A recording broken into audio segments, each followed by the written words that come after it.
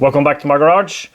First off, in the previous video I alluded to the alpha something, the supercharged rotary exhaust valve engine, them stealing my idea and patenting it. And that's not the case. This has been developed in parallel to my brute force concept engine, and actually they were before me. I think they had a running engine in 2019, so I'm sorry for I have to take that badge of honor off again. And if anyone stole anything from anyone, well, it would have had to be me. I haven't, but because they did it before me and I didn't know, and I should have done more research, so I'm sorry for that. I still don't agree with their patent, but then several people have commented that the patent isn't actually for the drive system of the, well, it is actually for the drive system probably of the rotary valve and not the rotary exhaust valve itself. And I think there's even more examples of rotary exhaust valves in older designs. It's also really annoying because I hate drama, and I just realized that I was causing drama by, I just got carried away because I was thinking about a cool thumbnail, and then I had that flåklypa, that's a Norwegian thing, idea with the drawing on the wall, and also the well from Clockwork Orange, and I just got a bunch of cool ideas and thought maybe, but so that was stupid, and also stupid because I don't care. I really don't care, and that's stupid. Like I kind of made it seem like I cared about something I don't care about. I don't care, really don't care if they made a patent. I really don't care if they are making the same, they're making the same engine. I don't care. Like, honestly, I don't care. And I made it seem like I did care, but I don't. So I kind of presented a false character in a way. That's what I feel. So I'm sorry about that. Sorry to myself, and sorry to you, and sorry to the Alpha. I need to check what they're... Alpha Otto, sorry. So sorry about that. I want to thank Toyo for supporting what's going on here, and especially for their support at Bonneville last year and this year. I want to thank Long Tuning for the same thing, supporting us at Bonneville both last year and this year. I want to thank JLC CNC for the awesome parts. There's also another secret company I won't reveal yet, but it's bright, really bright. I want to thank Fred Rudolph, the owner of uberclaw.com, for the support at Bonneville this year, and for the very awesome grabber claw. And this thing is tough. Like, it's advertised as the toughest grabber ever made, and I believe him. It's really sturdy made, and also with some fancy considerations here, where I was wondering, why is this shaped like this? And of course it's because you can hold it and grab this with two fingers, and then there's clearance for the rest of your hand, just something. And it's super strong and super handy for reaching stuff. You, especially like around in the garage here, when there's so much clutter, and also inside the mill, under the milling table, if I lose some tools, which I often do. Check out uberclaw.com. Epic Fred. Thank you, Fred. Thank you for the claw, and thank you for the support at Bonneville this year. Look at that. It's empty though, that's sad, but still.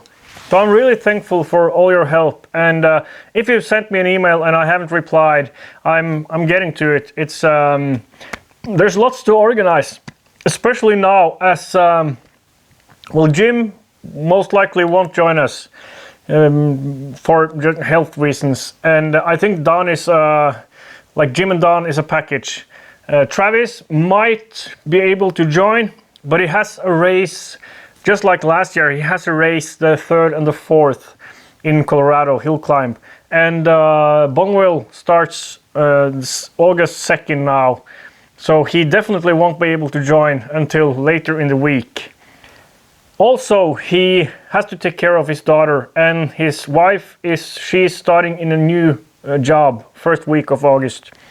So he might not be able to join. This also means, so the Jim's truck can't use that. Travis's van, well, the camper and Travis's van is in use, and Travis is concerned about his old van falling to pieces if we bring it to the salt. So we're going to rent a truck. We need a trailer. So if you have a company selling trailers or renting out trailers, or if you have just an old beaten up trailer lying around, please get in touch. And same thing goes for, it's not, well, Pierre Henrik, a friend of mine, he's joining for not when I'm flying over now in June, but in August he's joining. So he'll be the pilot. We'll be at least 2 people, and we'll have a pilot if Travis can't join. We need some kind of a trailer, preferably something enclosed, so that we can store the bike, store tools, use it as kind of a workshop, and having it double as a kind of a bedroom at night. And that's pretty much all. And we need a generator to charge camera stuff, charge batteries, stuff like that. And that's pretty much it. We need like roof over our head and room to store bikes and tools and all that.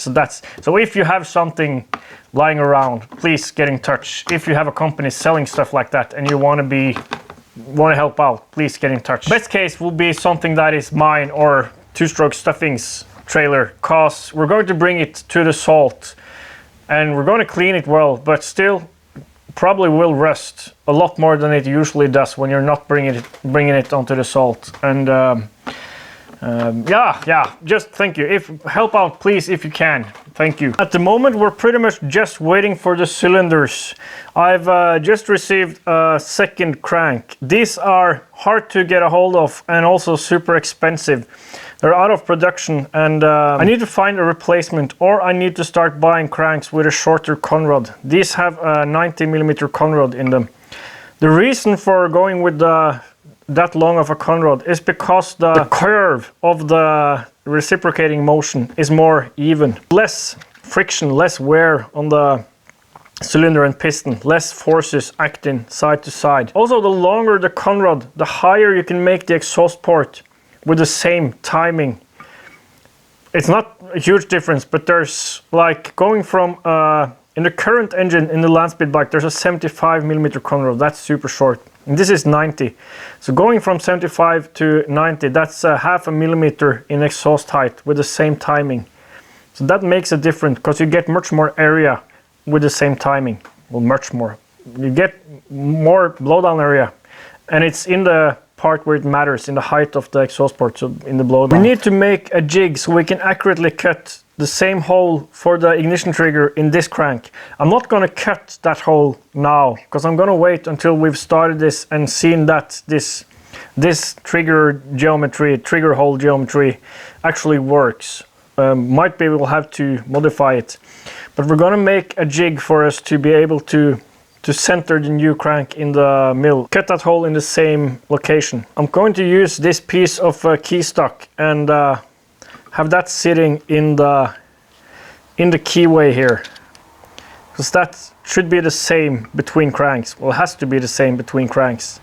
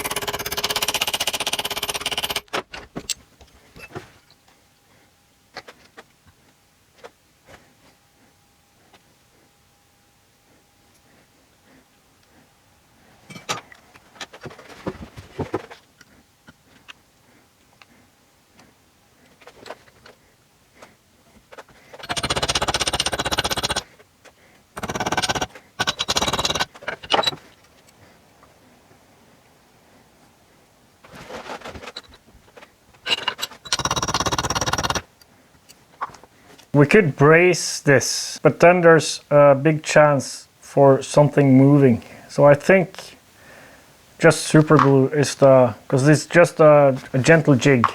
Won't see any forces at all.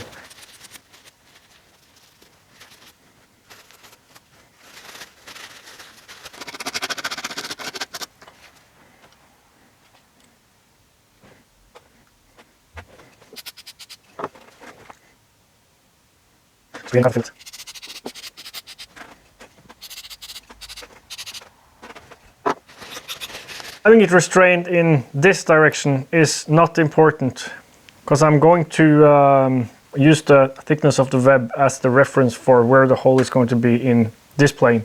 In this plane or this direction, this will locate it.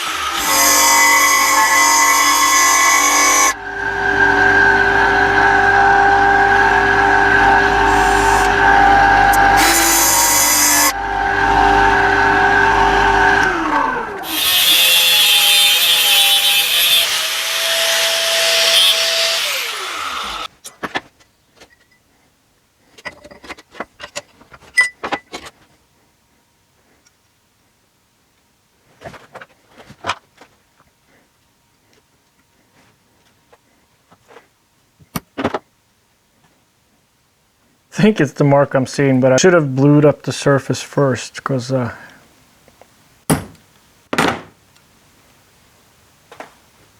hole drilled. Well, that should be the correct location in this direction. This, and then so mount the tool and like that, and there we have our center in Y, and then in X we'll do that from the webs, the thickness of the webs. Keep it secret, keep it safe. We're still waiting for the cylinders to get back from plating. 3 cylinders were done, 1 had to be replated, so that's why it's taking a little while. Should be done in, well, maybe today or tomorrow, and then it gotta get here. I've ordered some belts, new belts. Should be here today. I think they're, the current belt on the bike is 13 millimeters wide and 870 millimeters long. I need something as wide as this, but not wider, and this is 16.1. The variator sitting on the bike is meant for 13 millimeter variators, but this variator is not meant for that crank, the Peugeot SPX crank. This is a Piaggio crank, and thereby it's meant for wider, typical scooter belts. They're usually between 17 and 18 millimeters wide. Something like this. So this almost seats down there. With some pressure, this seats down there. And also, with the variator fully variated, this sits at the top of the variator, like that. Now the problem is this belt is too wide for the rear pulley. And I don't want to start machining a new rear pulley at this point. So our best compromise is 16 millimeters. This will fit nicely in the rear pulley. There'll be a little bit of slack here, which means we'll lose a little bit of range. Well, that's not noticeable at idle. There's just a little bit of slack, but that'll be taken up as soon as the engine starts spinning. But at full variation, this will sit a little bit lower, like this. and that's something we'll just have to live with. That's the compromise we need to make, but that'll be fine. We're gonna keep working on the brute force engine in the Aprilia frame, but not at this moment, because I need to get on top of things with like all the Bonneville preparations. So well, thanks for watching, and if you can help me out with a trailer, a power bank of some sort, or a generator combined, something like that, and just let me know if you want to help out, and that would be much appreciated. Thank you, and see you next time, which will probably be not so long, because this wasn't really much of a doing stuff video. Hopefully I could assemble the engine, but I want to wait until I've got the cylinders, and then see you next time.